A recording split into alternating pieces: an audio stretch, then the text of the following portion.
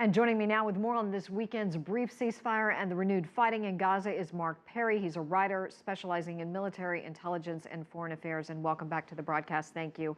The late breaking news coming from Israel saying that it did in fact fire a mortar into that UN courtyard where there were so many seeking shelter, but it's not responsible for the deaths and casualties. How do you make sense of this? Well, there were people who were killed there. Israel now admits that they fired into that courtyard.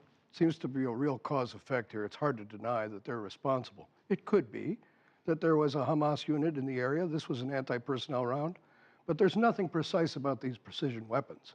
They could have targeted a Hamas cell and blown down that shelter and caused all these casualties. That seems to be the case, and they should just admit it. I see. Okay, so now both sides have agreed to this 24-hour truce, and then yet both sides are still firing at each other. If both sides don't trust one another, how do you progress with these negotiations? Well, I think it's very clear here what Hamas wants and what Israel wants, and there seems to be an emerging kind of theme about what a ceasefire could look like.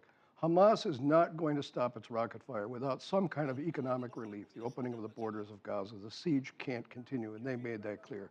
Israel's not going to stop until Hamas stops its rocket fire. So a tit for tat here might be possible, but I think we're still several days away from that. Okay, well, is it actually ultimately feasible for both sides to lay down the weapons, the tunnels be demolished, and the borders be lifted?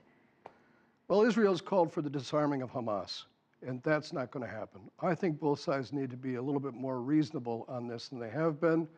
Israel could stop its provocations, could stop calling Gazans human shields. It's clearly not the case.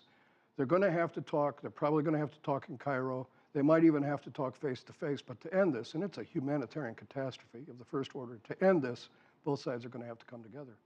So they were hoping that a lull, international negotiators, hoping a lull in the violence would actually lead to a sustainable truce. It has not. What do we see diplomatically over the next week happening? I think now we turn to Cairo. John Kerry has left the region. Talks with Qatar and Turkey to communicate with Hamas have gone nowhere. The Israelis have made it clear they don't like John Kerry's mediation on this. So now it's going to be up to the Egyptians. And this has happened before. We've had the Egyptians in the middle between Hamas and Israel. They seem to be good, logical interlocutors. Certainly, Mr. Sisi, General Sisi, is not a friend of Hamas, but really Egypt is the address now. And we're going to have to turn to Egypt and to count on them to mediate this dispute. If you look back to the prior conflicts between the two, how were they resolved? Well, they were resolved in Cairo, and they were resolved by both sides standing down and swallowing their pride.